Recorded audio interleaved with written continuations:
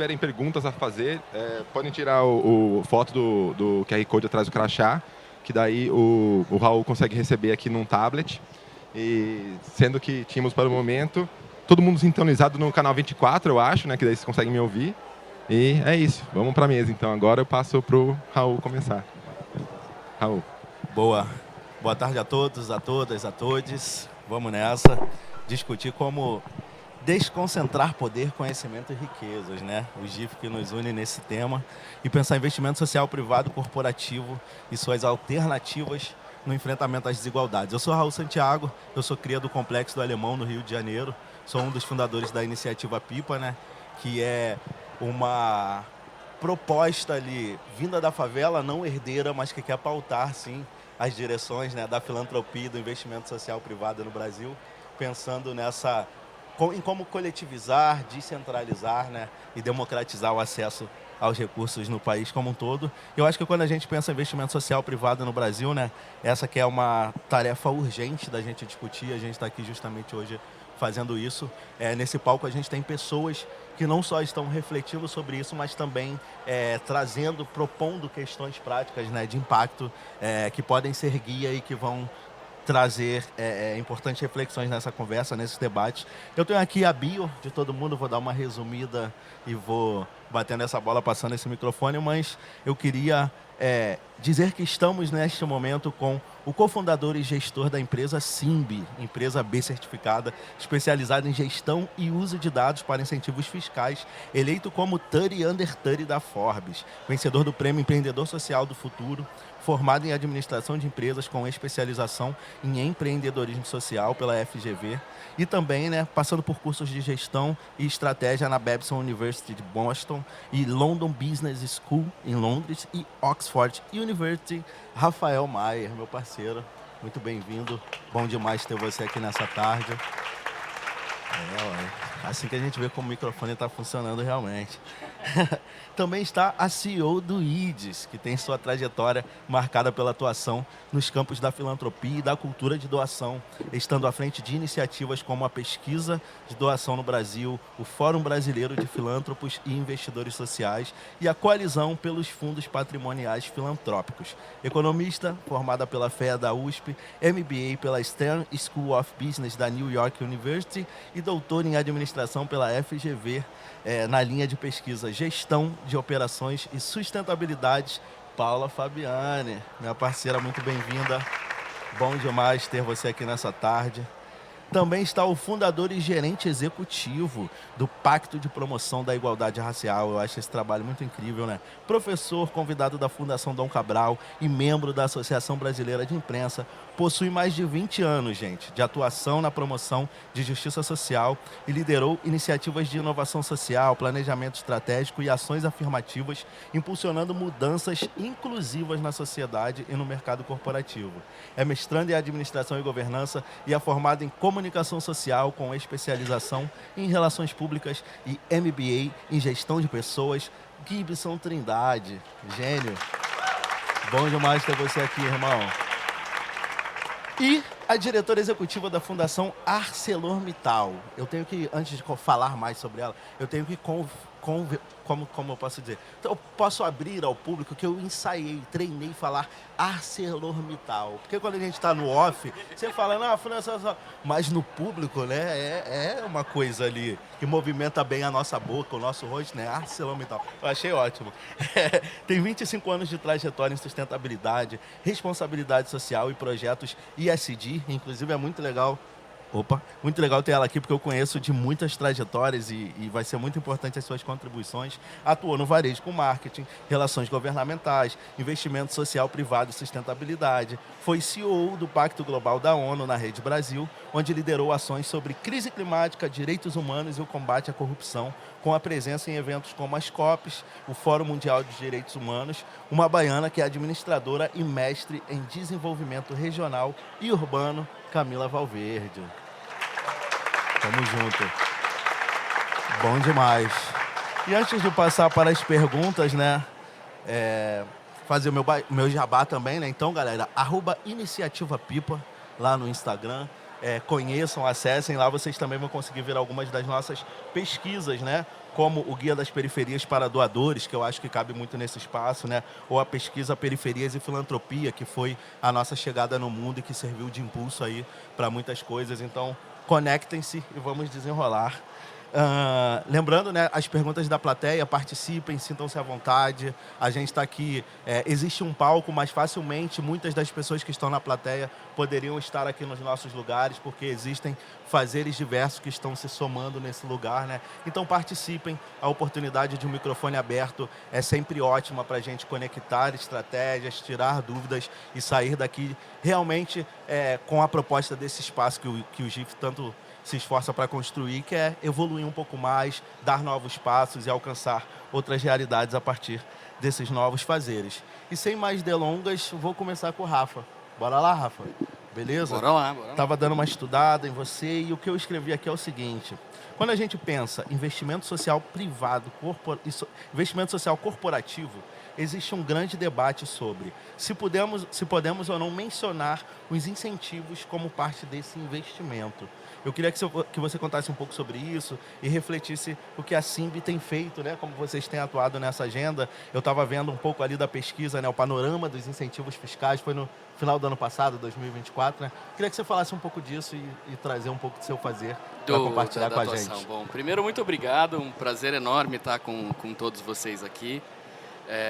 Agradecer ao GIF pelo espaço e também por colocar a agenda de incentivos dentro desse painel, que eu acho que já é um movimento importante dentro do campo para o entendimento. Eu acho que muito se discute, né? Historicamente teve uma discussão muito grande em muitos dos grupos de WhatsApp que eu participo, ainda tem aquela discussão, começa a falar de incentivo fiscal, mas investimento social privado incentivo é investimento social privado? Não é, porque é um recurso público, né? Ele é um recurso que tem uma dedução fiscal.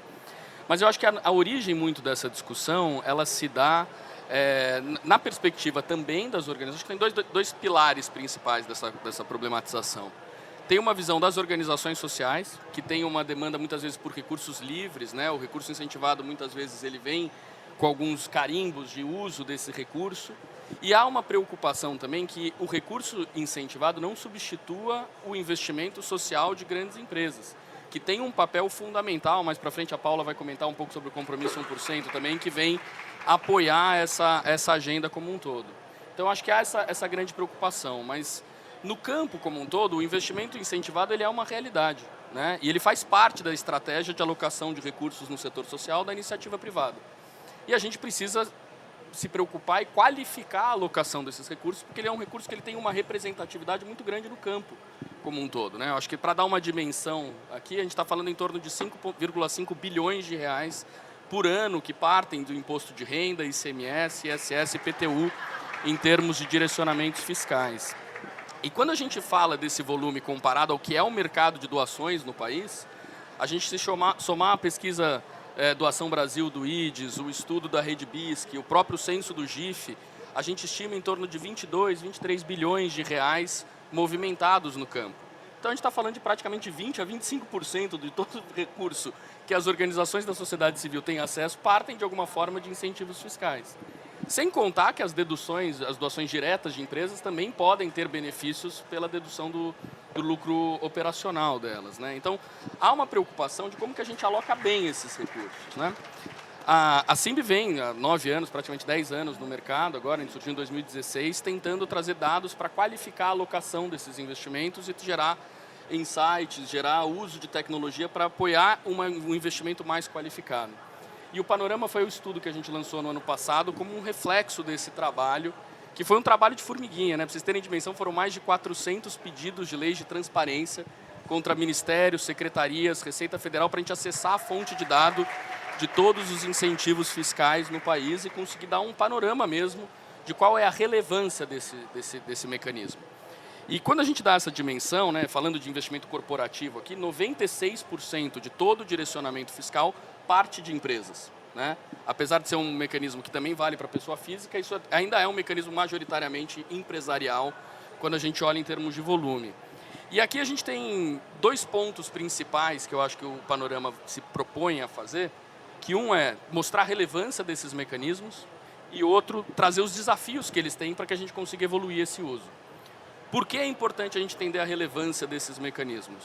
A gente está no meio de uma reforma tributária, né? Acho que uma coisa que muitas das pessoas ainda não sabem, né, e estão ainda assimilando, é que as leis estaduais, que são o direcionamento do ICMS, e as leis municipais, já estão fadadas a acabar até 2033, com a reforma tributária. Então vai ser gradualmente, porque o novo tributo que substitui não vai ter espaço de direcionamento fiscal. E a gente está agora numa janela da reforma do imposto de renda, que é onde está o principal volume de direcionamento fiscal. Então, discutir a relevância desses usos, eu acho que antes da gente discutir se é investimento social privado, se não é, é um recurso relevante para o nosso campo, que a gente tem que usar bem e que a gente tem que garantir que manter, porque tem muitas organizações que dependem desses recursos. E muitas estratégias, inclusive, de alocação de investimento corporativo. E quando a gente olha a importância da relevância, o panorama ele vem para somar e apoiar a estrutura. Acho que cruzou um microfone aqui.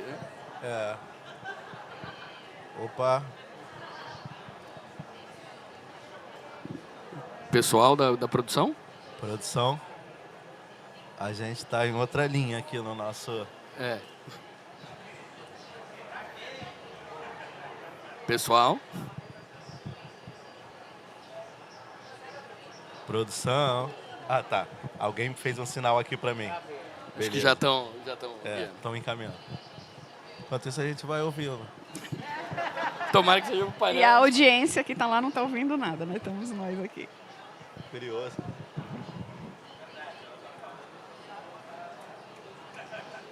Foi bem quando você acabou de falar, eu falei, opa, o ponto. Só que todo mundo está no ponto, né?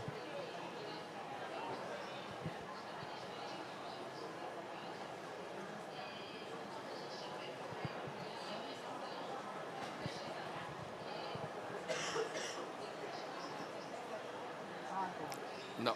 Quase foi.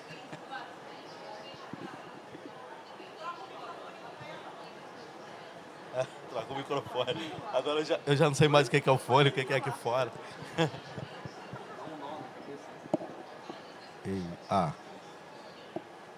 O nosso está saindo também junto, né? Tá. É só falar mais alto.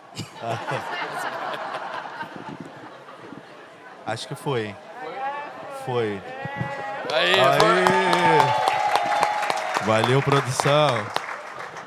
E aí, voltamos consegue aqui, tocar aí? Eu vou finalizar aqui, amarrar. Maravilhoso. Porque eu acho que o Panorama ele trouxe alguns desafios, né, que a gente enfrenta no setor de incentivos que conversam muito com o tema desse fórum de desconcentrar poder, de desconcentrar riquezas e investimentos. Os incentivos ainda possuem uma realidade de um investimento muito concentrado, né? E aqui alguns dados que mostram um pouco dessa concentração. 51% de todo o investimento incentivado está na mão de 100 CNPJs, né? Os 100 maiores doadores representam 51% dessas doações.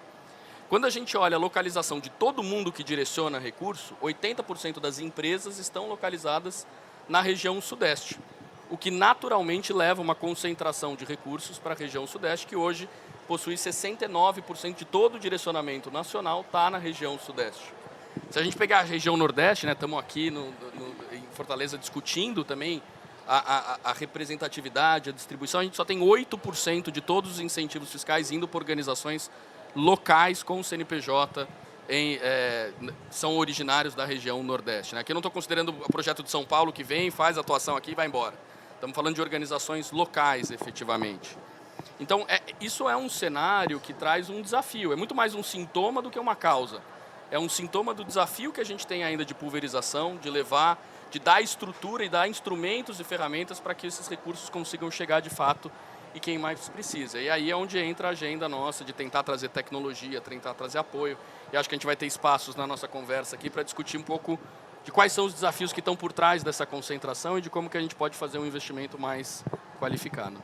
Maravilhoso, Rafa. Queria deixar ainda contigo só um pouquinho para compartilhar com a galera, né, para quem não sabe, onde acessam o panorama, né? E também, se pudesse colocar rapidinho, né, caminhos, boas práticas que vocês têm testado ali para ampliar esse acesso à diversidade dos projetos incentivados. Porque... Perfeito.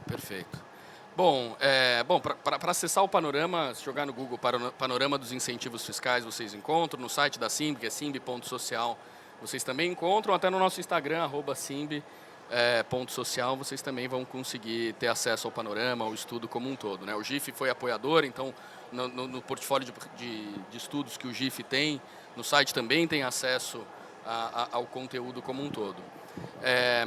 E quando a gente fala de boas práticas, Raul, eu acho que a gente tem que ter políticas ativas de distribuição.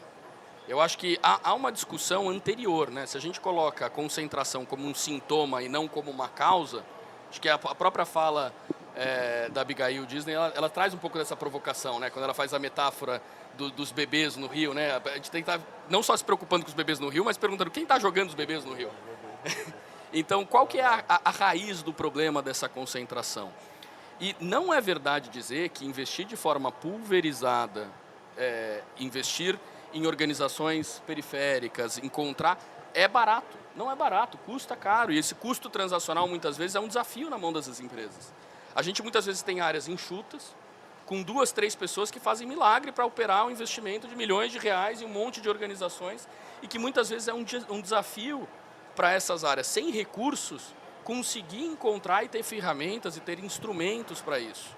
Então, aí a gente fala, por que não está? Porque muitas vezes não está na estratégia da empresa. Então, um investimento social que se alinha à estratégia de negócio também é uma forma de você alavancar capital, de você conseguir não ser visto como uma despesa dentro das corporações. Se a gente não tem recurso, não tem estrutura, a gente acaba investindo em quem a gente conhece. E se 80% dos doadores estão na região sudeste, o recurso fica concentrado na região sudeste. Então, eu acho que as boas práticas, elas partem de uma priorização, de um alinhamento estratégico, de uma força, de uma política afirmativa de investimentos em organizações periféricas e de alinhamentos de políticas que acompanhem isso. Políticas de compliance, o Gibson vai falar um pouco sobre as ações de filantropia antirracista, de como que isso também se amarra com a agenda de compliance das empresas. Então, eu acho que é um desafio grande que a gente precisa conectar e tentar trabalhar no raiz do problema, porque senão a gente fica tratando o sintoma. E eu acho que isso parte de um problema sistêmico de estruturação das áreas de responsabilidade social dentro do mercado como um todo. Maravilhoso, amigo. Desconcentrar poder, conhecimento e riquezas, né? É isso que nos une e essa é a nossa missão. E eu acho que, junto com isso que você traz, que é muito importante nessa concentração de dados, compartilhar esses saberes, a gente tem uma fala guia que surgiu aqui hoje, que eu acho que é as colocações de Bianca Santana, né, que elas ecoem para além desse lugar, porque eu acho que é um dos momentos marcantes ali para mim desse nosso start, de que caminhos seguirmos, né, para a gente conseguir gerar esse impacto. E eu vou puxar para Paula Fabiane Ides, minha amiga. Eu queria, né, com a sua trajetória, o tanto de construção de coisas incríveis que vocês estão fazendo, como que as empresas brasileiras, elas, no geral, já são doadoras ou teríamos espaço para ampliar mais essa contribuição e como a gente pode fazer isso? Obrigada. Queria agradecer o GIF por estar aqui. E uma delícia estar nesse painel só com gente tão bacana, né? Eu me sinto muito privilegiada e honrada. E uma plateia bacana dessa também. Também. Uma plateia maravilhosa. Bom, eu sou Paula Fabiane, eu dirijo o IDES, que é o Instituto para o Desenvolvimento do Investimento Social. Para quem não conhece, é uma organização sem fins lucrativos que tem 3 pilares. A gente faz consultoria para empresas, para famílias e para organizações da sociedade civil nas suas diversas necessidades. A gente também produz conhecimento. O Rafa mencionou a pesquisa Doação Brasil, que é a maior pesquisa sobre a doação feita no país. Nós vamos lançar uma esse ano de novo. E temos também o Fórum Brasileiro de Filantropos, Investidores Sociais e outras ações de conhecimento. A gente tem uma série de publicações, convido quem não conhece a dar uma olhadinha no nosso site. E temos um pilar de projetos de impacto, que são iniciativas que a gente desenha e executa com parceiros. Uma delas é o Compromisso 1%, que eu vou falar um pouquinho para vocês. Mas vou falar um pouquinho de mim também, né? O Raul mencionou que fiz um doutorado e o meu tema foi a filantropia corporativa. Eu olhei para a cadeia da doação, para o processo da doação, como ele gera valor não só para a sociedade, mas também para a empresa, porque isso foi chave, né? A gente viu na pandemia um crescimento das doações corporativas tão expressivo e depois várias empresas deixaram de ter essa prática da filantropia. E isso me deixou muito, né? Por quê? Como assim? Como é que a gente faz porque as empresas entendam também esse valor que é gerado? E o Rafa já trouxe um pouco essa questão do alinhamento ao negócio, mas acho que tem outras questões, né? E a gente falando aqui de desconcentrar poder, conhecimento e riqueza, acho que as empresas, né? E a Abigail também trouxe essa ideia de que a gente tem que buscar novos modelos, e isso passa pela atuação dos indivíduos, mas isso passa pela atuação das empresas também, que tem que partilhar suas riquezas, partilhar seus saberes e partilhar também esse poder de influência que elas têm para mudar, atuando em causas importantes para o país. E aí o doutorado eu foquei muito nisso e nesse caminhar, né, nessa questão da filantropia corporativa, a gente teve essa ideia de criar o Compromisso 1%, que eu vou contar um pouco para vocês. Mas queria dizer, né, por que as empresas têm que se engajar com ações socioambientais, né? Teve uma pesquisa que foi feita pelo Datafolha em 2020, que levantou que 96% dos brasileiros têm o desejo de ser mais solidário, mas só 27% se envolve em ações coletivas organizadas. Isso mostra também como o espaço empresarial, que é um espaço onde você tem os colaboradores, você tem os fornecedores, você tem os consumidores, você tem uma cadeia de valor, como a empresa pode puxar todos esses membros dessa cadeia para ações. Aí tem um potencial gigantesco. Além disso, já tinha mencionado, né, o volume de doação, a gente chegou a mais de 6 bi pelo Benchmark de Investimento Social Corporativo, pelo BISC, publicado pela Comunitas, e hoje estamos em 4,4, quer dizer, tem aí, eu imagino que esse recurso que foi despendido na pandemia, ele poderia ser despendido todos os anos. Por que isso não está acontecendo? Então, eu vejo um espaço de crescimento muito importante para o engajamento das empresas. Eu acho que cabe a nós todos aqui realmente mostrarmos como existe muito valor. E eu acho que o valor está não só na doação financeira, mas o uso dos saberes, do conhecimento, o uso dos ativos, o uso das capacidades que a empresa tem nessa ação socioambiental. Queria também mencionar, né, que a ideia também do compromisso, a gente olhou para os números também do BISC, que mostram em 2022 0,74% do investimento social corporativo em relação ao lucro líquido era praticado, né? Então, a gente já tem um conjunto de empresas que praticam uma doação acima de 1%. Se a gente tem uma mediana ali de 0,74%, tem empresas que estão acima de 1% e outras abaixo.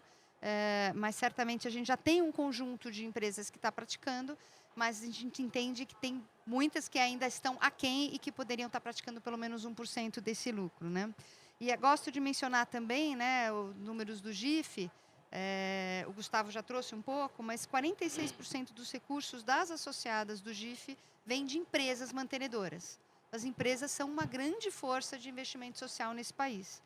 E não posso deixar de mencionar, não é tanto a ver com o nosso tema aqui, que 39% vem dos fundos patrimoniais, dos famosos endowments, que são, né, um mecanismo aí de sustentabilidade, que estão se mostrando uma potência tão importante nesse momento em que a gente tem, né, o fechamento de agências multilaterais pelos Estados Unidos e mesmo a questão, né, das ameaças às universidades. Ou seja, você vê uma Harvard que tem um fundo patrimonial e fala, opa, eu não vou me submeter, mas é porque ela tem esse mecanismo de sustentabilidade e consegue se posicionar. Outro mecanismo bem importante também, e que algumas fundações corporativas têm, né, no Brasil, inclusive, é um número bem expressivo. O Rafa já trouxe, né, a pesquisa Doação Brasil, então eu falei 4,4 bi de investimento social corporativo, a gente tem 12, 13 bi de investimento social individual, né, de filantropia individual, quer dizer, a gente ainda tem as pessoas ali como uma grande força, mas eu acredito que esse 4,4 poderia ser muito mais e que a gente tem um espaço muito interessante, né? As empresas têm atuado também alinhadas com os Objetivos de Desenvolvimento Sustentável, essa é uma agenda que também influencia e leva as empresas a realmente se engajarem. O ESG, né, toda a pauta ESG, voltada para ambiental, social e governança, também tem um alinhamento grande com o investimento social, ou seja, acaba sendo um espaço de discussão para isso. Mas eu acho que, além disso, né, além de você colocar recursos e ter essa possibilidade da empresa influenciar a sua cadeia de valor, os seus fornecedores, os seus consumidores, é muito potente, né? Na minha tese, um dos estudos que eu me deparei é como... tinha mais de um estudo que mostrava que a atuação de uma empresa, como uma empresa é responsável, ela influencia não só os seus colaboradores, na prática, eles acabam sendo mais socialmente responsáveis, assim como os consumidores. Então, a empresa tem um poder de influência, de criar uma sociedade mais positiva, mais responsável, que é muito importante, e a gente precisa cobrar isso das empresas, né? Porque elas têm esse potencial de trazer um valor muito positivo. E os próprios colaboradores, né? Na minha pesquisa também, uma das coisas que eu identifiquei é como os colaboradores, eles têm orgulho de pertencer, e ainda a gente tem uma nova geração que cobra mais essa questão do propósito do trabalhar. Então, a empresa precisa entregar uma agenda positiva para reter seus talentos, para atrair pessoas que podem contribuir com uma execução mais positiva da atuação da empresa. E a gente fez também um estudo olhando para os membros do ISE, que é o Índice de Sustentabilidade Empresarial da Bovespa, e olhamos a correlação entre o investimento social privado e a performance da empresa nesse índice. E nos últimos 3 anos, a gente tem ali entre os 6 principais aspectos o investimento social privado, né? Ali a gente está falando de 60 indicadores, então é algo que é muito importante, sim, e que acaba influenciando as práticas de sustentabilidade, as práticas em relação à ética e outros aspectos, né? Ou seja, né, o investimento social ele traz muita materialidade para o atingimento, para os compromissos da empresa na agenda ESG, em agendas positivas. E acho que é importante também trazer, e vou entrar no compromisso 1%, que os consumidores também esperam isso das empresas, né? Na pesquisa Varejo com Causa, do Instituto MOL, de 2024, 69% dos consumidores, né, dos respondentes que são consumidores, se sentem apreensivos em relação à questão socioambiental e esperam uma contribuição da empresa, né? Na pesquisa do Ação Brasil, a gente também entendeu isso, que 44% dos consumidores consideram o apoio de marcas e produtos, ou seja, o que eles fazem na agenda socioambiental no momento de compra. E aí a gente teve a ideia, poxa, como é que a gente faz para engajar mais as empresas? Como é que a gente cria um movimento positivo na sociedade? Nos inspiramos no Pledge 1%, que é um movimento nos Estados Unidos, que já tem ali milhares de empresas engajadas. E o interessante é que é um movimento para qualquer tamanho de empresa, não é só grande empresa. Então, isso vale para o pequenininho e para o grande, onde as empresas se comprometem a doar 1% do seu lucro, 1% do seu equity, né, das ações, ou do tempo dos seus funcionários. Quem puxou esse movimento foi o Salesforce, que faz as 3 práticas, inclusive. Na verdade, eles fazem produto, né, tempo dos colaboradores e o 1% do lucro. E o que a gente entendeu? Né, que até nesse movimento de desconcentrar poder, riqueza, você tem um engajamento da prática do investimento social, não só traz um impacto, uma contribuição direta para a redução das desigualdades na sociedade, né, em especial quando se atua também com essa agenda, mas traz também fortalecimento da marca, um benefício para a empresa de reputação e visibilidade, de engajamento social, inspiração para os consumidores, para os fornecedores, para os colaboradores, uma cultura interna e uma possibilidade de atração de talentos, esse propósito como um diferencial, e uma influência positiva nos seus pares, as outras empresas que estão no seu setor. E o compromisso foi criado, né, para incentivar as empresas a se comprometer a doar pelo menos 1% do seu lucro. Pode ser um outro indicador, mas doar para organizações da sociedade civil, coletivos, fundações, institutos. E podem participar as empresas que já doam ou aquelas que assumem esse compromisso de doar em até 2 anos. E ele considera como doação dinheiro, né, recursos financeiros, produtos, serviços pro bono, e também um repasse para o instituto ou fundação, inclusive um repasse que vem do Fundo Patrimonial, que foi uma doação anterior, né? Foi lançado no ano passado, é bem recente, a partir de uma parceria do IDES com o Instituto MOL, e tem o apoio da Cirela, do Instituto Cirela, da PwC Brasil e da RD Saúde. E o movimento já está com 16 signatários, mas a gente está com vários aí num processo de adesão.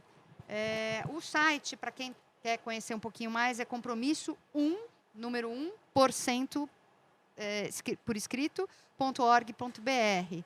E aí, acho que a gente tem, falando dessa questão, né, de empresas grandes e pequenas, a gente tem uma Cirela, uma Mauri, a própria RD Saúde, PwC, mas a gente tem empresas pequenas também, gosto de contar, a Pentes, né, que trabalha relacionado à mulher, a Mau Impacto, Tosini Freire, Matos Filho, KPMG, Grupo Gaia, Fama, a Solis, que é uma gestora de recursos, e a Bemauri.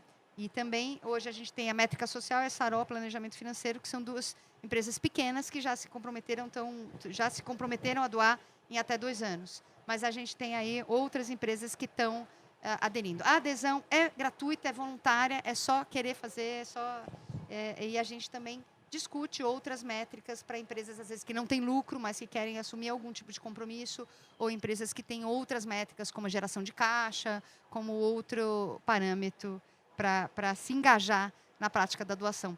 Eu acho que, só para finalizar, né,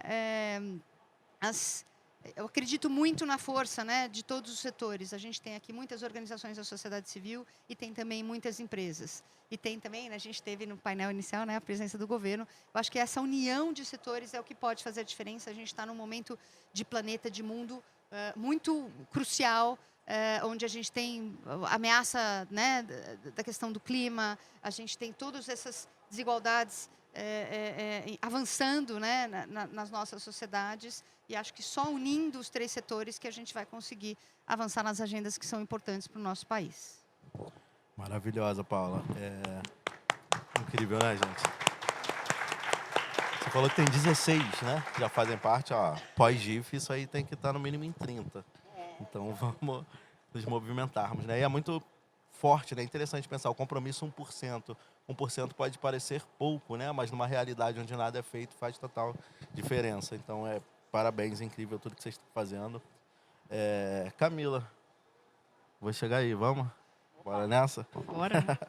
Bom, Camila eu conheço há bastante tempo, né? Está à frente hoje de uma fundação empresarial, mas trilhou muitos caminhos, né? A gente vem se encontrando em vários lugares incríveis. E aí eu quero falar sobre a fundação, mas também depois sobre o mundo, então, assim, né? Então vamos batendo bolas, assim.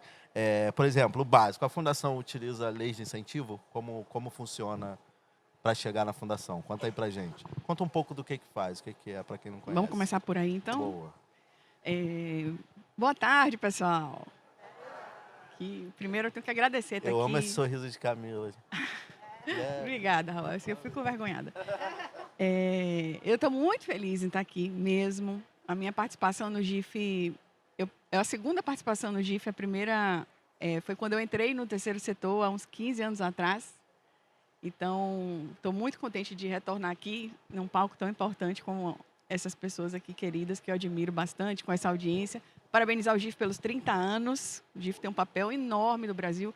Esse é, de fato, o principal congresso e conferência do terceiro setor no Brasil. Então, é um privilégio para nós estar no palco, para vocês estarem aqui na audiência, nesse momento de troca aqui.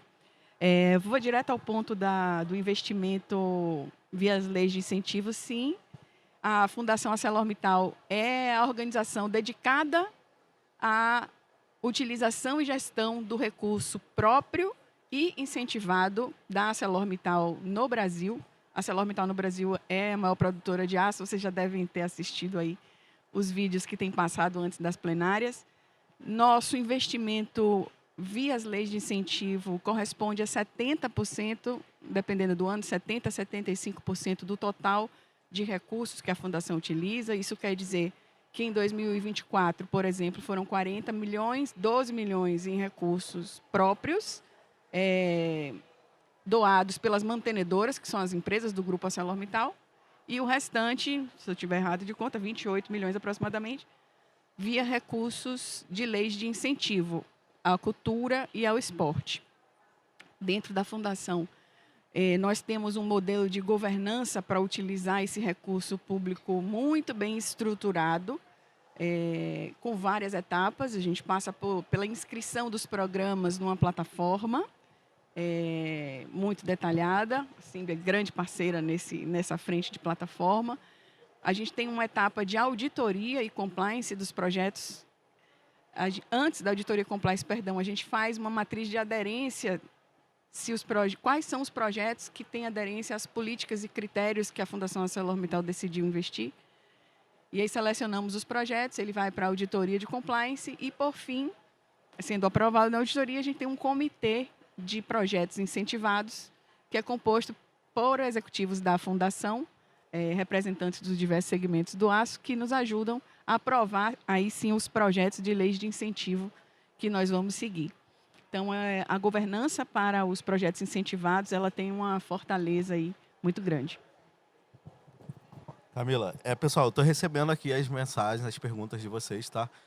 Tem algumas direcionadas, algumas mais soltas, não sei se estrategicamente assim, mas, por exemplo, caso queiram que pessoa específica comente, por favor, coloque o nome antes, e já eu trago todas as perguntas, mas tem uma que conecta com a própria, com a próxima pergunta que eu queria trazer ainda aqui para a Camila. O comentário é o seguinte: no geral, as empresas pedem muitos documentos para se conseguir fazer um investimento. Como investir em uma organização muitas vezes não formalizada, mas que gera muito impacto na sua comunidade? E a pergunta que eu ia te fazer é muito por aí, né? Como garantir que esses mecanismos, né, sirvam para fortalecer iniciativas locais e não apenas projetos mais estruturados ou com ampla visibilidade? Excelente pergunta. Agradeço a quem trouxe a pergunta, que casa mesmo com a pergunta que você colocou, Raul.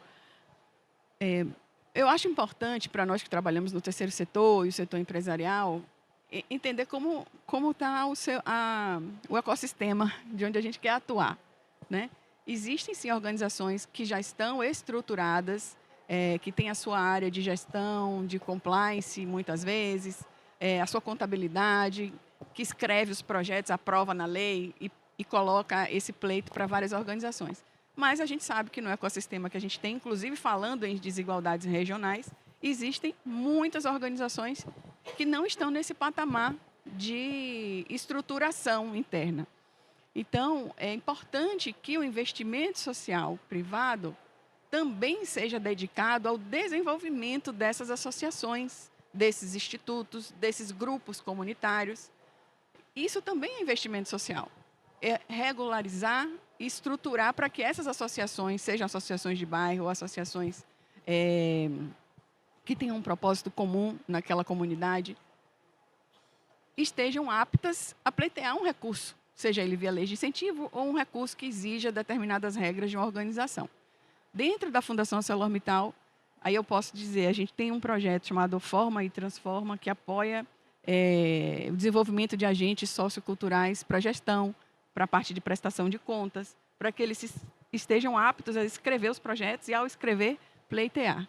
Dentro do investimento social privado também feito pela própria ArcelorMittal do negócio, a gente tem iniciativas de regularização de associações de bairro. Eu tenho o privilégio de estar com uma audiência de alto nível da ArcelorMittal aqui na audiência. Agradeço aí a presença da Patrícia, do Bernardo, que estão representando planos de todas as equipes dele, da equipe da Fundação também, que investe na regularização das associações no bairro, com um programa chamado ArcelorMittal Investe. Então, a gente apoia com uma consultoria que visita a associação, que ela já se regularizou, ela tem estatuto, ela já fez o CNPJ e pega na mão para que ela esteja, daqui a alguns meses, pronta para buscar o seu recurso. Na Fundação ArcelorMittal, na ArcelorMittal ou em qualquer outro edital público que ela possa pleitear. Mas se ela não der esse passo, ela não vai conseguir. Então, reduzir as desigualdades, dar acesso ao crédito, acesso ao investimento, tem esse passo básico e é importante para nós que trabalhamos nesse setor entender qual é o cenário, como está o nosso ecossistema de maturidade, do ponto de vista de governança das organizações, para a gente aplicar o recurso e investir aonde é necessário. Um outro exemplo que vale a pena mencionar aqui próximo também, investido pela ArcelorMittal de Pecém, é um conselho comunitário de todas as associações do bairro do complexo, que eu esqueci o nome agora, de Pecém, dessa área daqui, do complexo industrial portuário. Foi feito um investimento até com a Somos Um, que é apoiadora aqui também do GIF, para desenvolver as lideranças dessas associações, né? Empoderar as lideranças dessas associações. Então, o diagnóstico, o entendimento de onde nós estamos naquele território, o nível de maturidade, tem que ser um fator prioritário na decisão do investimento social. É lindo investir num projeto que está todo redondo daquela associação, que o impacto vai vir de uma forma mais madura. Mas se aquela associação não tem nem o CNPJ, como é que a gente vai investir? Então, essa compreensão e buscar os recursos, o convencimento interno, mas a gente fala disso depois, é um passo extremamente importante, sim. Não, eu já vou passar para o Gibson, mas é bom te ouvir, né? Porque você tem ali as trilhas que fazem os matches entre as diferentes realidades, né? Eu queria ainda manter você só com, dentro dessa sua própria reflexão, quais são os desafios ali, né, e os aprendizados, se meus estudos estiverem certos, vocês apoiam muitas iniciativas que estão ali fora dos grandes centros urbanos, né? Então, quais são os desafios e aprendizados com essa forma de trabalhar? Raul, eu diria que o principal desafio, eu tangenciei ele aqui na resposta anterior, quando eu falei em conhecer o ecossistema, é ter um poder de escuta muito ativo no território. Se a gente não escutar, a gente vai fazer o que a gente quer da nossa cabeça, o que a gente acha que é bom para o outro, o que o outro deseja. Isso não adianta, não resolve. Vai ficar bonito nos nossos PPTs, nas reuniões dos nossos conselhos, mas para a comunidade não vai resolver. Então, acho que o desafio é ter uma capacidade de escuta efetiva, com mecanismos de escuta, primeiro. E aí eu posso também dar um exemplo da Fundação ArcelorMittal, que fez 18 diagnósticos socioambientais participativos com a comunidade nos territórios. E depois fez a devolução com essas comunidades para elas avaliarem se foi aquilo mesmo que elas disseram, com a nossa participação, além da empresa que fez.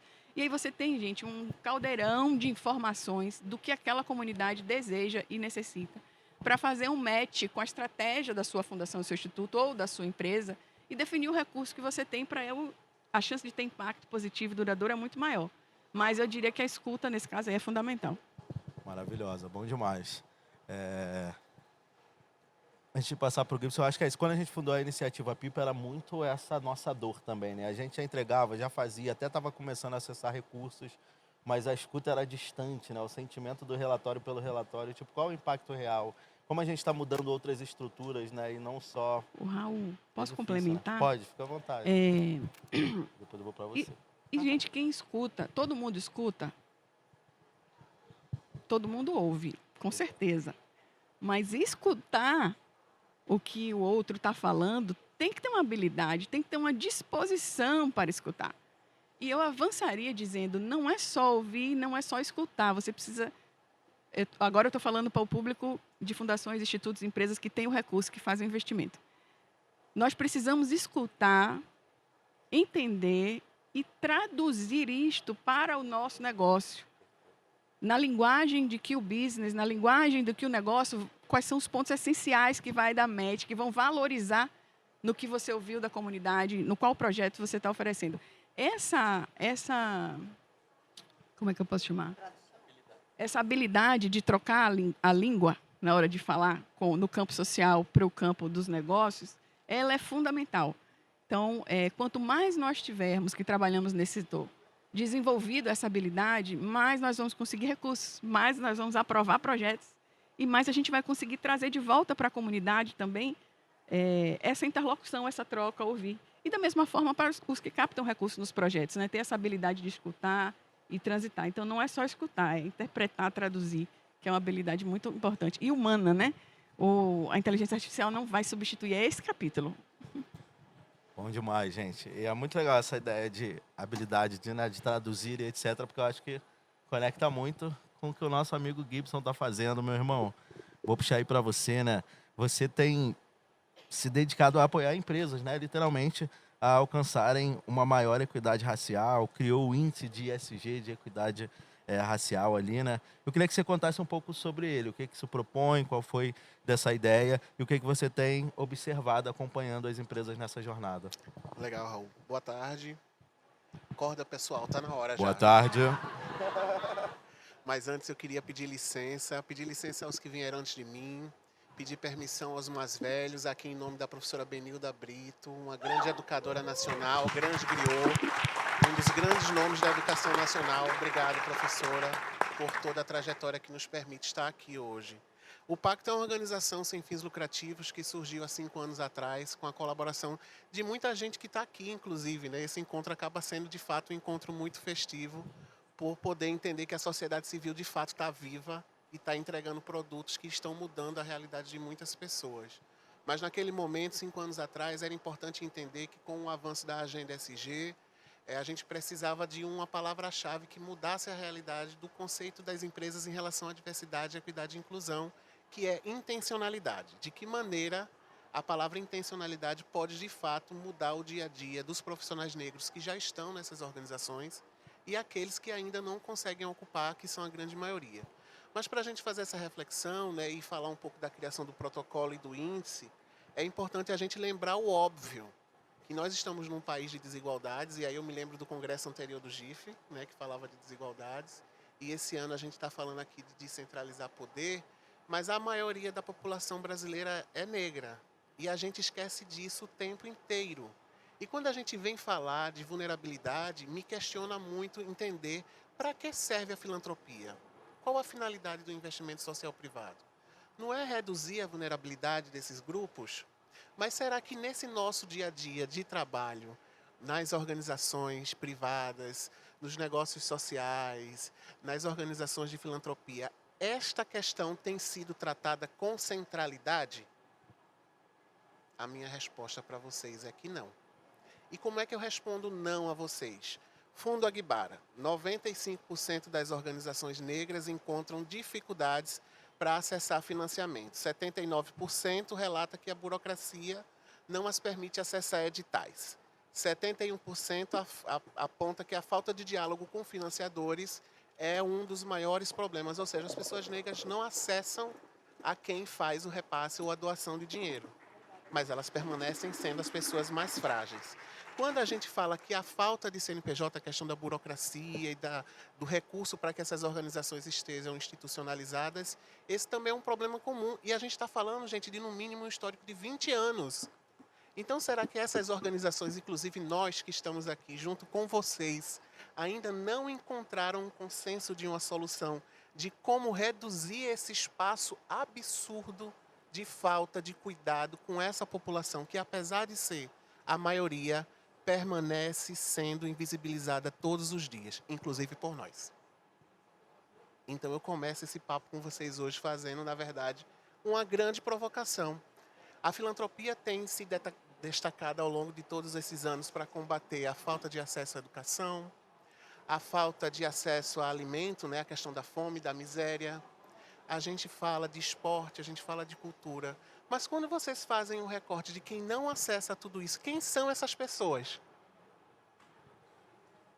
E por que a questão de raça ainda não é um elemento prioritário na seleção dos projetos a serem apoiados, na questão de incentivos aos patrocinadores e aos incentivadores, aos doadores, em relação a critérios para essas organizações negras e aquelas não negras, mas que adotam o recorte racial como público beneficiário?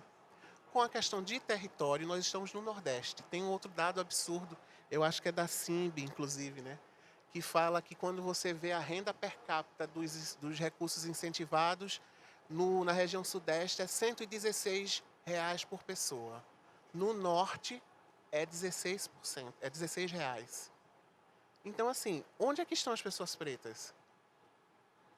Então, eu continuo, de fato, não entendendo, né? E aí eu me lembro muito da nossa companheira de manhã falando, né? Nós estamos há muito tempo enxugando gelo.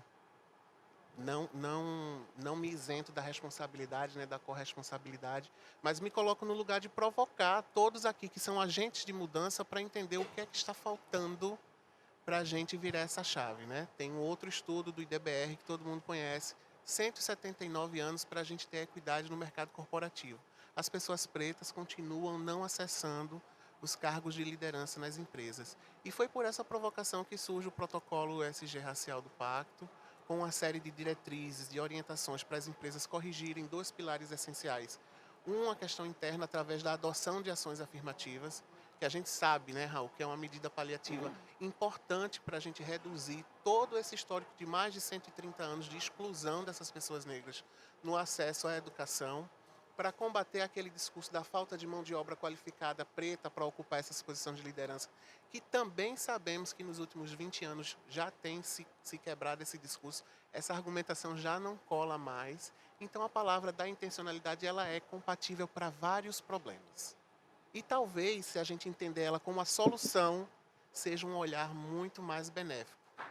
Então aqui o Pacto traz essa solução com essa agenda de intencionalidade agarrada a um propósito de educação, de colaboração, para que as empresas façam uma jornada de troca de todos os seus vieses inconscientes, de tudo que há muitos anos a gente carrega de forma não voluntária, mas a gente replica, né, todas as formas dos racismos, como bem diz a professora Benilda, e de forma muito triste a gente continua perpetuando.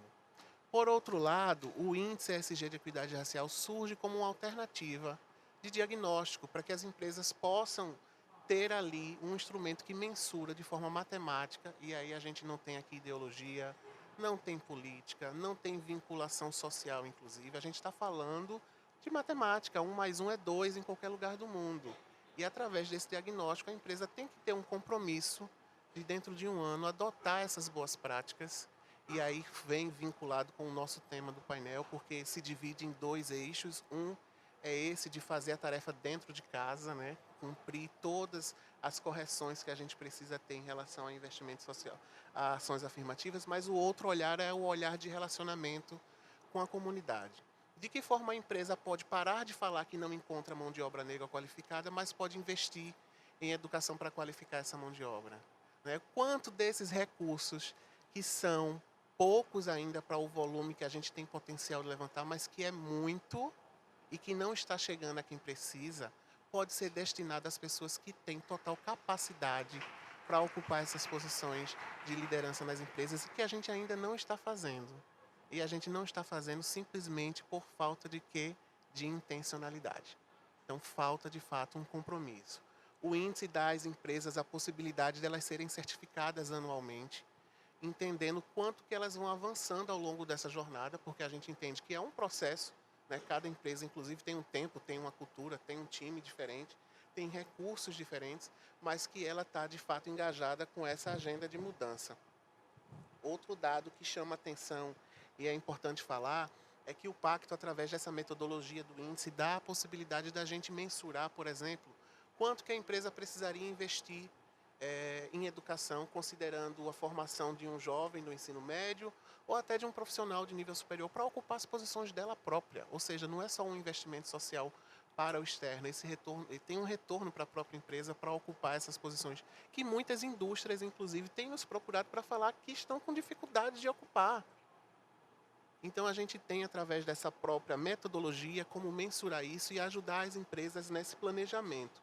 Mas o que é legal disso tudo? A fórmula, né, o índice do pacto, traz uma perspectiva, e a gente acabou de certificar as 7 primeiras empresas de 85 que compõem esse grupo, e tinha uma perspectiva de ter, dentro desse grupo, dessa amostra de 7 empresas certificadas, a expectativa de atender 70 milhões de reais, com investimento social privado, com recorte de raça. E depois que a gente certificou essas empresas, a gente entendeu que o movimento foi de 143 milhões. Então, quando eu falo de intencionalidade para resolver um problema que é histórico e que é profundo, porque, volto a dizer, nós somos a maioria da população e nós somos a maioria das pessoas em situação de vulnerabilidade, em todos os recortes que vocês quiserem considerar. Quando a empresa se compromete com essa intencionalidade, o resultado se prova e está aqui. A gente tem empresas aqui que estão presentes, que passaram por essa jornada e que estão, de fato, provando às outras que quando se quer fazer, se faz. Então, fica, de fato, um convite para que a gente possa repensar, né, como a Bianca Santana falou de manhã, de que maneira nós vamos ser os agentes dessa mudança. De que maneira o IDES vai conversar com esses doadores para dizer a eles, olha, só doar não basta, precisa saber a quem doar, para quem doar, onde doar, porque o racismo tem cor e tem endereço. Não se fala de justiça social no Brasil sem falar de raça. A gente está no Nordeste e a gente tem, de fato, como o Rafael falou, o menor registro de repasse para as organizações. E quando a gente vai falar de organizações negras, essas não estão nem mapeadas, porque elas não conseguem ser vistas. Então, de fato, precisa ter uma mudança nesse modelo de filantropia que a gente tem alimentado ao longo dos anos, nesse eterno debate de investimento social privado, sem a efetividade de quem está na ponta sofrendo, morrendo de fome, tem a possibilidade de estar na escola e estar aqui conosco debatendo o que é a solução de um Brasil bem melhor, que é o que a gente precisa. Por outro lado, a gente precisa também, como membro da sociedade, como participante da sociedade, entender qual é o seu papel individual nessa jornada, para além dos nossos CNPJs, para além da simbiose, para além do que a CELO tem feito, né, para além do que a pipa movimenta nas periferias, para além do que o IDES está fazendo, nós somos seres humanos que podemos ter uma vírgula, né? Porque muitas vezes a tomada de decisão está nessas conversas e a gente também não está tendo intencionalidade quanto pessoas físicas. Existe uma desmobilização natural quando o assunto não te toca, não te dói na pele. Então fica também um convite para vocês entenderem que não dá mais para a gente conviver com um jovem negro sendo morto a cada 17 minutos nesse país. Não dá para a gente entender que a população carcerária é predominantemente negra porque simplesmente a polícia tem matado e prendido só pessoas pretas. Não dá para a gente naturalizar que as pessoas que estão passando fome e estão em situação de miséria no país sejam 90% preta nesse país e a gente achar que tudo isso é normal e entender que as nossas campanhas de filantropia estão sendo um grande sucesso. Não estão. Não estão. Infelizmente, eu preciso dizer isso a vocês. O nosso compromisso nesse painel é trazer soluções. Existem soluções funcionando, a Camila falou dos exemplos de sucesso. Tem outras organizações aqui que eu já vi, a EGEA, Fundação Itaú, organizações que estão fazendo trabalho belíssimos com a preocupação do recorte racial, entendendo dessa preocupação com a sociedade brasileira. Então, para aqueles que ainda não entenderam que não vai ter solução sem essa intencionalidade na provocação, nós podemos ter um papo diferente e eu estou aqui à disposição, junto com todo um time de outros profissionais de diversas organizações pretas que podem dizer a você o que é ser preto no Brasil.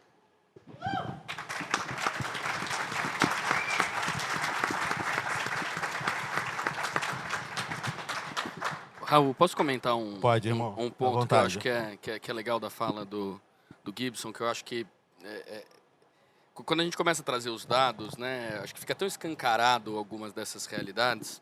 No Panorama a gente fez um recorte, inclusive em conjunto com o Pacto, para a gente desenvolver uma AI que rodou em cima de todos os projetos de 2021 a 2023, identificando quais dessas organizações atuavam de alguma forma com a agenda racial, né, dentro da Lei Rouanet especificamente.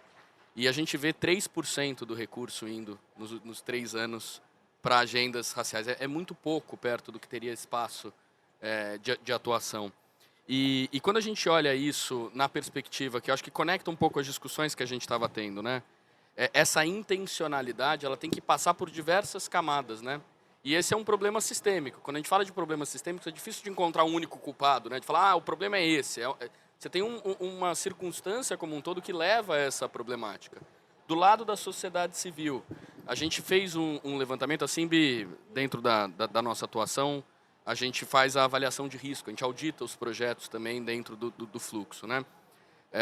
Hoje, a gente, só para dar uma dimensão, são 60 multinacionais que a gente opera todas as doações, né? Então, ArcelorMittal uma delas, mas hoje, no 2024, a gente bateu 750 milhões de reais, esse ano a gente deve bater 1 bilhão de reais movimentados via plataforma da Simbi. E a gente passa a avaliação de risco desses projetos, e isso traz um diagnóstico muito interessante. Em 2023, a gente fez um relatório junto com a Matos Filho, que a gente lançou num encontro lá no escritório da Matos Filho, que mostrava que praticamente 80% das reprovas de auditoria, ou seja, de projetos que caíam na auditoria, eram por falhas documentais, simples. Porque a organização não sabia que tinha que ter um estatuto específico, que a organização não tinha uma certificação específica que uma empresa exigia, que nada diz respeito à índole da instituição ou à seriedade dela. E aí, certamente, a gente não fez o recorte, mas quando você olha dessas organizações, a grande maioria são organizações periféricas, por consequência com lideranças negras, muitas vezes. E quando a gente olha esse cenário, é quase que um cenário de um racismo estrutural dentro da organização que leva para as mesmas organizações os recursos que já têm a estrutura para passar por esse processo. Então, a gente tem uma demanda muito grande de desenvolvimento institucional das organizações. Aí você tem organizações como o Instituto ACP, que vem defendendo a bandeira e a agenda de investimento em desenvolvimento institucional, ações como a frente da Fundação ArcelorMittal, que está dentro dessa agenda, mas há um desafio muito grande de balancear esse desafio por lado das organizações e do outro lado, que é ações afirmativas que a gente coloca, custam dinheiro. Elas custam caro dentro da empresa. Fazer uma pulverização desse investimento custa, monitorar, acompanhar, custa dinheiro. E para isso precisa de orçamento. E aí entra o desafio, né? Como que a gente consegue se a gente não conecta a estratégia do negócio, que foi o ponto que que a Camila bem trouxe, né? Se a gente não consegue fazer essa tradução de linguagem pro negócio, dificilmente você consegue alavancar orçamento para essas áreas. E aí o problema sistêmico está montado, né? Você tem uma galera, mesmo dentro das empresas, tentando fazer, mas muitas vezes limitada ao que ela tem de orçamento, de estrutura, de capacidade de operação. E do outro lado, um desafio para romper essa lógica de estrutura que viesa muitas vezes essas alocações, né? Eu acho que não é nem na maioria das vezes. Nessa vez de manhã eu ouvi uma frase que ficou ecoando no meu ouvido. O problema não é sobre a falta de pessoas pretas. O problema é sobre as pessoas pretas ocuparem aquele lugar. Porque quem toma a decisão no RH, na contratação, são as pessoas brancas. Quem toma a decisão na seleção dos projetos são as pessoas brancas. Quando a gente tem em relação ao acesso aos filântropos e às organizações que fazem repasse de dinheiro, seja para institucionalizar ou não, quem são? São as pessoas brancas. Então, as organizações negras, elas de fato estão dentro da estrutura do racismo e sem a colaboração dos aliados não haverá mudança. Não vai haver mudança se a Simb não chegar para as suas empresas e dizer ou a gente muda ou não acaba, se a Celon não acelerar todos os seus programas que já têm recorte racial, se o IDES não se comprometer com 1%, dizer que X% precisa ter o recorte de raça, sem um GIF chegar para os seus associados e dizer, olha, a partir de agora, vocês têm que comprovar o quanto que vocês estão fazendo com o repasse dos recursos de investimento social privado para racismo, para combate ao racismo. Não dá mais para conviver com esse discurso, gente. É muita conversa e pouca ação. Então, de fato, para mim, a palavra de hoje é intencionalidade. Ou a gente assume um compromisso com a intencionalidade, ou daqui a 2 anos nós vamos voltar para esse painel falando a mesma coisa, sendo que com dados atualizados. E eu acho que ninguém aguenta mais disso, né?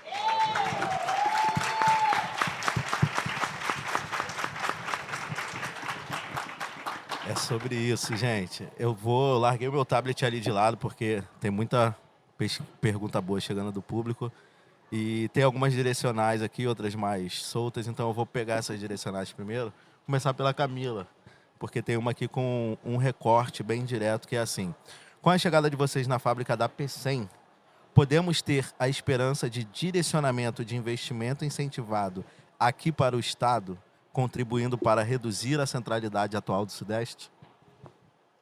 Maravilha, excelente pergunta. A P100, esse ano, na área de investimento social privado, tem um recurso de, se eu não estiver enganado, mais de 2 milhões para projetos, 2 milhões e 700 mil para projetos de investimento social privado na região de Pecém, Caucaia, São Gonçalo do Amarante. E os projetos, um deles, inclusive, foi estreado ontem, chamado Território Empreendedor. É um projeto para capacitar os empreendedores locais no seu desenvolvimento do negócio. Então, Dibs, eu queria acrescentar que o recorte racial ele deve ser feito não só no investimento social privado, mas em todas as interações que a empresa tem com seus públicos. Para os seus empregados que ela contrata, para a sua cadeia de valor. Então, recentemente, contratamos uma prestadora de serviço de excelente qualidade e que a CEO e proprietária é negra. Que orgulho eu tive. Meu time está aqui, sabe disso. De ter trazido uma pessoa negra para a discussão na sala que só tinha pessoas brancas. Então, foi um orgulho ter trazido. Então, quando você movimenta a renda, gente, desenvolvimento se dá com movimentação de dinheiro. Se você deixa a pessoa pobre, preta, sem dinheiro, o desenvolvimento não vai acontecer. Toda a estratégia nossa para desenvolver um lugar, uma região, um território, o dinheiro tem que se movimentar. Então, ele se movimenta com as decisões da liderança. Seja onde vai investir, quem vai contratar um estagiário branco ou vai contratar um estagiário preto? Que diferença vai fazer R$1.000 na vida de uma pessoa branca que tem uma família com altas condições de renda e esses mesmos R$1.000 na família de uma pessoa, de um jovem preto que tem suas habilidades, tem a sua qualidade, mas tem uma família que vai depender daquele recurso. Tem um amigo de empresa que diz a família do jovem preto pobre, ele fica esperando o dia do VR cair, porque vai alimentar a família inteira. Então, o desenvolvimento se dá quando há um deslocamento do recurso onde a gente vai. E o setor privado tem o poder, principalmente as lideranças, de decidir para onde vai essa movimentação. Claro, não é no estalar de dedo, mas é com, a palavra que você usou, intencionalidade. Né? Então, é para além do investimento social privado essa questão do... desviei do tema de P100, mas eu respondi primeiro. Tá bom. Empolguei aqui, desculpa, gente. Maravilhosa. Tem uma aqui, Rafa, conectando com a sua fala anterior, né, sobre as mudanças nas tributações e afins, que é pedindo se você pode contar quais os caminhos que você imagina que serão possíveis, né, para que este recurso continue disponível depois de 2033. Boa pergunta. Quero saber. Todo mundo quer saber esses caminhos, né? Só para traduzir, então, né? Os tributos, eles partem de uma estrutura jurídica que permite dedução fiscal dentro do imposto. O imposto que vai substituir o ICMS, o ISS, o IPTU, o IBS e tem um outro que vai vir, eles já vêm numa estrutura de não dedução fiscal. Isso foi uma briga que a gente perdeu no ano passado. E às vezes a gente está bobeando em algumas dessas discussões de fato pautar pontos práticos mesmo, né? Essa discussão a gente perdeu no ano passado e isso já é dado, né? A reforma tributária ela vem com esse caminho de corte de deduções fiscais. Isso não vai acontecer agora, não é de bate-pronto, essa saída das leis estaduais e municipais. Isso vai até 2030, normal, e de 2030 para 2033 vai uma redução gradual, até a partir de 2033 a gente ter os novos tributos na mesa. Nesse ano vai ter a discussão do imposto de renda, e é onde a gente precisa trazer essa discussão. E eu até um pouco antes aqui, né? Eu estava com Camila conversando aqui por trás, no encontro, e falando com vários dos nossos clientes e parceiros. Eu acho que isso tem que ser uma movimentação multilateral. Não adianta só a gente chegar no Congresso, nas frentes, com uma visão exclusivamente do terceiro setor, porque a gente sabe que a gente tem um cenário político complexo, onde é importante ter a frente do terceiro setor, que anda muito bem representada. Aqui a gente tem a Flávia da Matos Filho, a Priscila Pasqualini da PLKC também, que estão na frente de advocacy do terceiro setor na reforma tributária, o próprio GIF com uma agenda super relevante dentro dessa agenda, dentro dessa frente, mas a gente precisa também de uma movimentação puxada pelas empresas, né? Puxada pelas áreas de advocacy de cada uma das empresas que têm interesse e entendem que esse mecanismo é um mecanismo relevante para a indústria também, para o mercado. E a Simb vem tentando trazer, e vai publicar esse ano também o panorama atualizado de 2025. Inclusive aprovamos, né? Eu falei, casa de terreiro, espeto não pode ser de pau, aprovamos um projeto na Lei Rouanet para fazer análise do impacto econômico dos mecanismos de incentivo fiscal no Brasil, para que tenha uma relevância que não é só, a gente acha que é legal por qualquer motivo. Existem números que mostram a relevância econômica desses mecanismos e que isso precisa se somar força para ser discutido na Receita Federal no momento dessa discussão. Vale lembrar um outro dado. Quando a gente fala de deduções fiscais e incentivos fiscais, existem diversos incentivos no mercado. Incentivos de indústrias, de montadoras de automóvel, a própria Zona Franca de Manaus é uma linha de incentivo. E se a gente olhar os incentivos fiscais de direcionamento, né, que a gente está falando aqui, lei de cultura, esporte, fundo da criança e adolescente, fundo idoso, é menos de 1% dos incentivos totais, né? São 580 bilhões de reais por ano de deduções fiscais, sendo que a gente está falando de 5,5 bi relacionadas ao terceiro setor dentro dessa agenda. É muito pequeno, mas a gente acaba, às vezes, pagando a conta por conta de uma movimentação estrutural.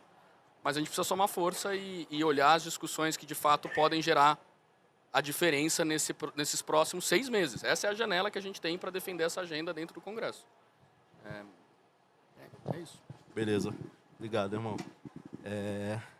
Agora Fábio. Minha amiga, uma pergunta, dá para juntar 2 perguntas aqui, né? Quando a gente pensa sobre o compromisso 1%, do lançamento para cá, a adesão, ela aconteceu tipo, você lançou e vieram 16 empresas, do tipo 2, 8, está escalando, está estagnado, faz tempo que está em 16 e como está esse processo, e se existe uma meta de número de empresas signatárias? Boa pergunta. Sim, a gente quer chegar a 50 aí até o final do ano. E a gente lançou bem no finalzinho do ano passado, né? E aí esse movimento tem sido orgânico. O que está sendo muito interessante é que algumas das empresas estão chamando a gente para conversar com seus fornecedores. Então, a Cirela fez um evento para fornecedores e a gente foi fazer uma fala do compromisso. A Bemauri também nos chamou para fazer a mesma coisa. Então, a ideia é fazer um movimento orgânico, porque a gente quer atrair, não quer que seja um modismo onde as empresas entram e depois saem, para que elas fiquem. E a gente fez o primeiro encontro das signatárias recentemente, onde a gente fez um espaço de troca de conhecimento, para que elas conhecessem o que as outras estão fazendo. Tem empresas, cada uma num estágio, né, na jornada filantrópica. Então, foi muito interessante ver a troca e ver como existe já essa intencionalidade de fazer, um desejo de fazer. E, às vezes, não existe conhecimento. E aí, queria até rebater aqui, né? O Gibson fez inúmeras provocações. E sobre como foi transformador para a gente trabalhar com o pacto, com a montagem, a gente apoiou, né? A montagem do pacto pela promoção da equidade racial. E existe... Quer dizer, para mim, como pessoa física mesmo, foi muito transformador e eu percebi como eu não sabia nada sobre o assunto e como eu precisava realmente de dados, de informações, para poder ter essa transformação e para poder partir, ter intencionalidade na minha ação do dia a dia. E acho que isso aconteceu com o próprio IDS, como organização. A gente passou a ter um comitê de diversidade, a gente passou também uma orientação para todos os nossos consultores que, quando estivessem conversando com as empresas, que fizessem uma provocação. Bom, e essa agenda? O que vocês estão fazendo? O que vocês pretendem fazer? Mas nem sempre a gente consegue, nem sempre a gente é bem sucedido. Mas também, nos projetos de impacto, onde a gente analisa projetos, a gente fazia provocação. Poxa, será que nesse edital não pode ter um recorte? A gente sempre está tentando provocar. Mas a gente percebe que essa falta de conhecimento também desses atores, das empresas, das pessoas, muitas vezes levam a não, acho que não é o momento, e que é muito importante ter surgido, eu vi muito positivamente, precisa ter esse debate, precisa ter vindo essa conversa, precisa ter informações. E assim a gente vai, aos pouquinhos, mudando a realidade, né? E falando sobre o compromisso 1%, a gente não entra na agenda. Ali é uma coisa que é livre das empresas, talvez com o desenvolvimento do compromisso. E a gente tenta... Quer dizer, vai ter que ser uma decisão do grupo que aderiu, que a gente leve esses assuntos, a gente faça essa provocação para que tenha um percentual destinado. Porque a gente não controla para onde vai. Isso é uma adesão voluntária das empresas e também a destinação ela é voluntária e ela é livre, né? Mas a gente está vendo esse movimento orgânico das empresas de aderirem e estarem chamando outras empresas, e a gente acredita muito nesse movimento de pares para que o movimento cresça aqui no Brasil. Perfeito. Agora eu vou para você, Gibson. Eu acho que a pergunta ainda é nessa linha, né, de olhar para o impacto e horizontes a partir do que tem sido feito, né? E o que me mandou aqui é o seguinte: desde a fundação do Pacto, houve de fato uma melhora no cenário da equidade racial? E aí tem uma pergunta complementar. Será que as ações das empresas não são só para marketing? Excelente pergunta. Eu acho que quando a gente fala de métrica, a gente responde essas dúvidas de uma forma muito transparente, que é uma das coisas que o Pacto mais defende. Nesse levantamento das 7 primeiras empresas certificadas, a gente entendeu que na adoção de ações afirmativas, 40% das empresas começaram a praticar com a intencionalidade do recorte racial. E isso aí se desdobra num monte de frentes. Eu não estou falando aqui somente na contratação de profissionais negros, a gente está falando da criação de canais de denúncia, a gente está falando de programas de acolhimento e fortalecimento dos profissionais negros que já estão nas empresas, mas que muitas vezes são invisibilizados e não ocupam as posições de liderança, né? Porque quando abre uma vaga de liderança, vai contratar fora porque vai contratar o branco, mas o preto que está em casa formado e qualificado, ele não é visto. Então o protocolo provoca isso, e essa mudança nas empresas, quando a gente fala de 40%, se desdobra em 5, 6, 7 pilares diferentes de ações afirmativas que são possíveis. Então, a gente está falando de métrica, de matemática. A gente está mensurando o quanto essas empresas evoluíram. Não é uma questão apenas de imagem das empresas. O que também é relevante, porque as empresas precisam, sim, se preocupar com a sua reputação. Cada vez mais, como a Paula falou no começo, os consumidores, os clientes começam a ficar atentos de que forma essas empresas se comportam e como elas se relacionam com esses grupos. E se a comunidade negra entendesse que ela é a maior potência de consumo desse país, muita empresa teria quebrado. Diferente de mercados como nos Estados Unidos, que a comunidade negra se organiza para dizer: não compra daquela empresa porque ela está praticando racismo ou discriminação. Então a gente tem um caminho muito longo pela frente. E quando fala de investimento social privado, essa mesma lógica de métrica também é muito importante, porque esses mesmos 143 milhões que 7 empresas representam poderiam ser um universo imenso de bilhões ou trilhões de reais quando a gente multiplica isso por 85 e que sejam 100, 200, 300, 500 empresas comprometidas com essa agenda, porque é uma agenda de todos nós, né? Maravilhoso. Gibson, eu vou manter você e vou voltando para cá, porque chegou uma muito legal enquanto você estava falando, que é um dado aqui trazido através da Teto, né? Tem um dado que diz que o Brasil levaria 230 anos para resolver o déficit de moradia precária. Como fomentar causas e debates negligenciados? Mesma questão da intencionalidade, porque quando você olha quem não tem acesso à moradia, quem são? Permanecem sendo as pessoas pretas, ou seja, volta ao mesmo ponto de partida de todos os indicadores de vulnerabilidade. Enquanto a gente não entender que nós não temos o poder, nem em alguns casos, de tomar a decisão pelas empresas, mas que nós somos agentes de influência nessas decisões, esses indicadores não vão mudar. Vamos continuar sem moradia, sem comida, sem escola, sem saúde e o pior de tudo, mortos, que é o que está acontecendo. É um genocídio das pessoas pretas nesse país. Perfeito. Paula, eu nunca sei onde é essa palma, gente. É aqui, aonde? Confuso. Como você enxerga o papel das empresas no fortalecimento da sociedade civil? E aí, conectando com isso que o Gibson está trazendo, né? Especialmente nesse cenário de desigualdade tão presentes, gritantes, profundas, como é no Brasil. E conecta mesmo, porque quer dizer, as empresas precisam entender que uma sociedade civil fortalecida é positivo para os negócios. Na verdade, a sociedade civil fortalecida ela é fundamental para a manutenção do espaço democrático. O espaço democrático ele é fundamental para os negócios. Quando você tem governos muito autoritários, você tem, às vezes, expulsão de empresas, inclusive, de países. Isso acontece, a gente já viu isso em vários países. Então, sem ambiente democrático, sem sociedade civil fortalecida, você não tem um bom ambiente para o negócio. Não tem. E aí a gente está falando, né, de pessoas mais saudáveis, com moradia, vivendo bem, mais educadas, mais equidade, espaços mais seguros. Tudo isso é positivo para os negócios. Então, esse compromisso, essa visão, né, de que ou seja, contribuição para uma sociedade civil mais fortalecida é um papel das empresas também, é uma compreensão que ainda não, né, a gente ainda tem que trabalhar um pouco nesse sentido. Mas é uma relação causal. E as empresas precisam ocupar esse espaço. Porque ou seja, e a gente tem que levar essa narrativa positiva de transformação, de mostrar que a partir da transformação as empresas vão ter um ambiente melhor. E acho que uma das coisas, né, que surgiu aí nas perguntas até para a Camila, como é que a gente chega nas organizações não formalizadas, como é que a gente chega às vezes na ponta que precisa tanto de recurso, mas que não tem essa condição de uma prestação de contas mais institucionalizada. Eu acho que eu tive ontem num seminário que foi para tratar da filantropia voltada para os territórios. Eu acho que as soluções estão nos territórios, estão em quem está vivenciando, né? São quem pode, né? Ela também trouxe a questão da escuta. Então, trabalhar também os territórios é uma opção muito importante para as empresas para causar transformação.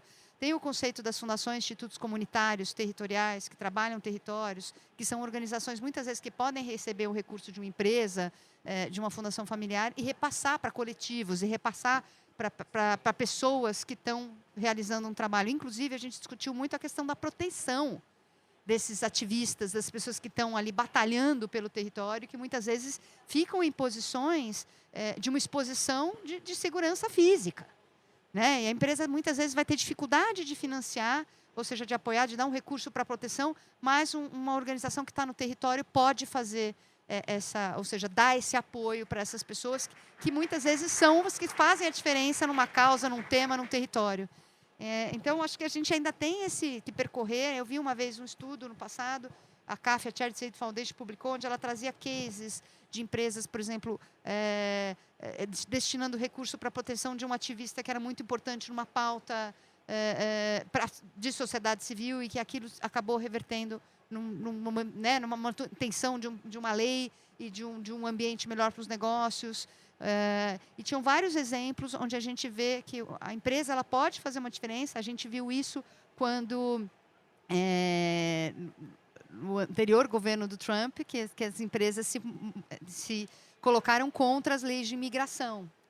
Né? Várias empresas se posicionaram contra as leis de imigração e aquilo teve um efeito, né, de uma reversão de algumas ações importantes também para a sociedade. Eu acho que tem esse papel. Muitas vezes as empresas precisam se posicionar e acho que sempre tentando agir de forma coletiva, porque o coletivo ele é muito mais potente. E por isso a gente também acredita nesse movimento de pares, né? No compromisso 1%, porque ele tem essa potência de uma manutenção desse movimento no médio e longo prazo. Maravilhosa. Bom, aqui é mais uma indicação agora, né? Eu já puxo para o Rafa, Que é, gente, amanhã terá uma mesa sobre reforma tributária às 11 horas na Sala Amarela, só com fera. Dado o recado.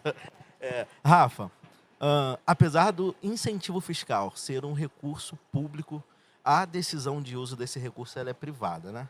Então, nos âmbitos federal, mais de 60% ainda não é utilizado. Não sei se é o dado da pergunta, não sei se é. O que pode ser feito para as empresas utilizarem? Quais são as suas dicas? Boa. Eu acho que a gente tem alguns pontos aqui, tanto conhecimento, estrutura, ferramenta para fazer, mas eu acho que eu vou pegar a raiz dessa pergunta aqui, que é como é que a gente aumenta o bolo nessa história, né? A gente falou-se de um dado hoje de manhã, que o mercado americano movimenta 485 bilhões de dólares para doação. Se a gente for otimista, que vamos arredondar para cima tudo no Brasil, 25 bilhões de reais, vamos jogar o dólar para baixo, 5 dólares. Você está falando de 5 bilhões de dólares no mercado brasileiro contra 500 bilhões de dólares, é 100 vezes menor. E aí a gente tem com um nível de demanda social maior, com problemas sistêmicos, e ainda tem que dividir esse bolo pequeno numa discussão de causas, que vai falar, putz, eu invisto nesse tema, eu invisto naquele, com a gente... Eu acho que a gente precisa primeiro discutir como é que a gente aumenta esse bolo também e, por consequência, distribui melhor essas fatias, né? Então, tem uma problemática que é como que a gente consegue criar políticas e estrutura para que aumente a cultura de doação no país de uma forma estruturada e, por consequência, a gente consiga trabalhar de forma mais coordenada. Quando a gente tem escassez, e eu acho que isso vem muito do mercado de startup, a gente tem que se virar com pouco, né? Isso exige que a gente tenha a capacidade de articulação. E, nesse sentido, eu sou muito positivo nas perspectivas futuras, né? A gente tem uma entrada de tecnologias com inteligência artificial no campo, com uso de dados, que as empresas precisam se questionar em como usar melhor essas ferramentas. Porque se um dos problemas da intencionalidade é o custo transacional, as tecnologias que estão chegam para reduzir o custo transacional e facilitar a articulação de investimentos. Muitas das pautas, gente, as empresas não vão se posicionar. Mas tem as fundações familiares que podem compor esses recursos. Tem as fundações internacionais e tem outros mecanismos que precisam estar articulados de alguma forma. E isso é saudável. Só que para haver essa articulação precisa haver diálogo. E a gente precisa escutar o território para entender como resolve um problema local de forma a coordenar recursos de fundações familiares, empresas, incentivos fiscais, agendas internacionais, porque aí você consegue ter um desenvolvimento estruturado. Esse é o grande desafio, né? Para que a gente consiga passar e tratar problemas sistêmicos com soluções complexas e sistêmicas também. Que eu acredito que o uso de tecnologia pode vir para facilitar e tornar viável boa parte dessas articulações. Maravilhoso.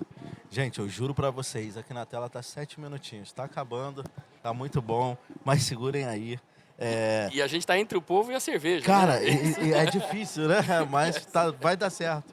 Fiquem com a gente que a gente desafio. conversa no pós também, ali na cerveja, né?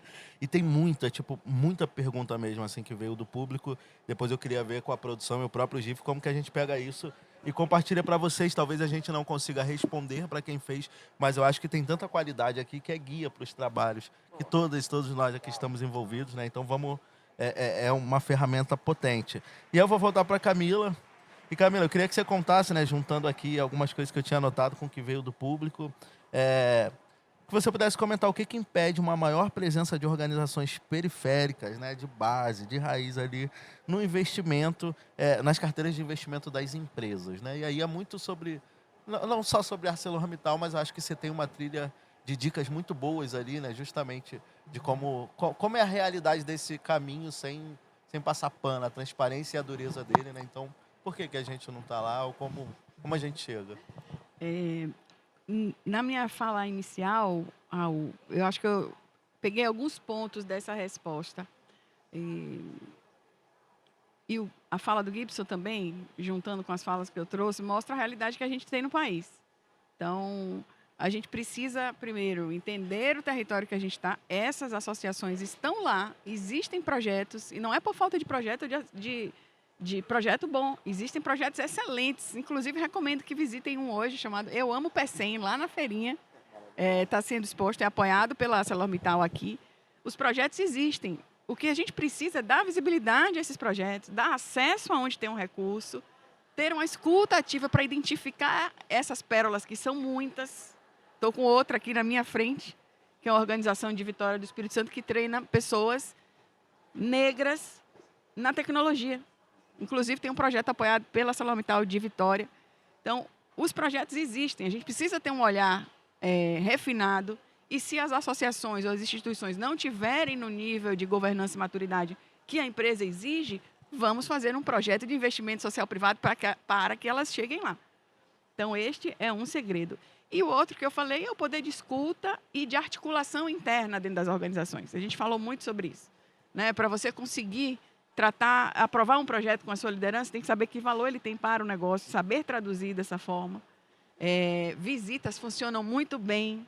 A visita de quem sabe fazer essa tradução no campo, elas impactam e elas convencem. Eu me lembro de uma experiência, acho que tem até uma profissional aqui, não sei se Ilma ainda está aí do Instituto Aliança, quando eu era, ela ali, eu era o Instituto Almarte há muito tempo e o Instituto Aliança, a gente desenvolveu um projeto chamado Condomínio Digital no Subúrbio Ferroviário de Salvador, maioria dos jovens negros do subúrbio. Levamos o presidente da empresa lá no subúrbio ferroviário, uma coisa assim, disruptiva. Depois que ele foi lá, Gibson, nunca faltou recurso para aquele projeto. Ele cresceu, se transformou, virou a Escola Social do Varejo, teve uma história belíssima. Então, nós precisamos entender, tanto as associações quanto os investidores, quais são esses segredos que funcionam para decolar um investimento social privado. Isso existe, gente. Não é só falar que o projeto vai ser aprovado. A gente precisa entender os mecanismos, né? Ter representatividade, porta-vozes na organização de nível é muito importante. Aqui na ArcelorMittal de Pecém, o CEO da empresa é um homem negro. Ele leva a pauta para ele, para todos os lugares que ele vai. Pela primeira vez, a Fundação ArcelorMittal, que tem 37 anos, sempre foi liderada por homens brancos, trouxe Camila, uma mulher nordestina, que se autodeclara negra, para liderar a fundação. Isso reflete em todas as decisões do negócio. Reflete quando eu falo para a equipe, vamos colocar na diretriz do novo planejamento estratégico, projeto de diversidade, equidade e inclusão. Todos vão ter que passar por isso. Mas essa curva, Dibs, eu queria que fosse mais rápida também. Ela precisa ser mais rápida. E a gente está fazendo aí o que juntos a gente consegue acelerar mais. Raul, vou só complementar. Na minha pesquisa, uma das coisas que eu vi é que as pessoas que visitavam os projetos tinham muito mais engajamento. Essa questão de levar para ver, para sentir, é algo que transforma e é preciso. Então, para as áreas de investimento social das empresas, para as organizações que trabalham com empresas, convide para vir ver, convide para experimentar, porque é só assim, porque você precisa transformar o indivíduo para você transformar a empresa. A empresa é feita de indivíduos, né? Então, eu só queria, eu acho que isso é muito potente. Maravilhosa, gente. 2 minutos, viu? Fala, a gente não vai. esquecer do QR Code, que eu acho que é uma chance legal para a turma levar para casa. Já fala aí do QR Code enquanto eu Pronto. vou fechando. Pessoal da produção, a gente vai compartilhar com vocês aqui um QR Code de uma construção coletiva de mais de 20 organizações, entre as que estão aqui, inclusive, que é um guia de filantropia antirracista com cases, boas práticas e recomendações para a gente começar a entender que a questão racial faz parte do nosso dia a dia. Então tá aí, acessível, aberto, gratuito, para que vocês compartilhem e desfrutem aí de boas práticas que vão transformar as organizações. Perfeito. Maravilhoso. Ó, o famoso é aqui ou lá, né? Aquela loucura. Esse é aqui. Gente, 30 segundinhos. Desconcentrar. Poder, conhecimento e riquezas. Fala final de vocês. Quem começa? Vai, Rafa? A Camila começou ali. Eu pensei também que a Camila é mais. Vai, pode ir. Não, eu acho que está na essência de tudo que a gente conversou aqui. Eu acho que não dá para a gente simplificar. Eu acho que é um esforço constante de conectar os gestores às problemáticas que a gente está vivendo, de conseguir criar políticas afirmativas dentro da estrutura, de conseguir fazer e trabalhar o desenvolvimento institucional das organizações que estão no campo e, por consequência, conseguir evoluir a cultura de doação, alinhando a estratégia do negócio também à causa. Porque se a gente desconecta uma coisa da outra, se perde. Dura enquanto está épocas onde tem mais recurso. A hora que você tem um momento de escassez, se não está conectado, as coisas caem. E a gente precisa de perenidade e de mais volume dentro do nosso mercado. Maravilhoso. Paula? Quer que eu vá? Eu vi que está todo mundo com o microfone para baixo. Mas vamos lá. Eu acho que para desconcentrar é preciso partilhar. Então, Então, as empresas têm que partilhar seu conhecimento, seus ativos, suas capacidades, e não só o recurso financeiro. O recurso financeiro é importante também, mas a gente vai desconcentrar quando a gente partilhar, quando todos partilharem. E acho que queria também cumprimentar o GIF pelos 30 anos, né? A Camila fez, eu falei, ixi. E acho que o GIF tem um papel fundamental nesse processo. Queria parabenizar pela provocação, né? De desconcentrar poder, conhecimento e riqueza, mas deixar essa provocação para a gente partilhar mais poder, partilhar mais riqueza e partilhar mais conhecimento, porque assim a gente vai construir uma sociedade mais justa, mais equitativa e mais sustentável. Maravilhosa. Camila? Gibson, aponta para tu, jogou para você, irmão. Tá bom. Vai Não, que vai. eu vou continuar com a minha argumentação. Eu deixo como mensagem final a questão da intencionalidade, do querer e como a gente pode fazer dentro do nosso espaço, dos nossos meios, dos nossos contatos, das nossas relações. Cada vez mais me vem a preocupação se a gente vai retornar aqui daqui a 2 anos com números melhores ou piores. Eu espero que melhores, porque nós já passamos tantos anos, são quase 150 anos após a abolição e a gente ainda está falando sobre como deveria ser feito e não sobre o que a gente está fazendo.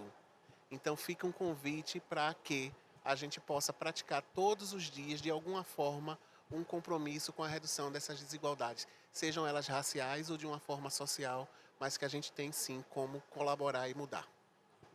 Maravilha. Eu queria fazer um coro, Gibson, com você. Deixa a palma passar.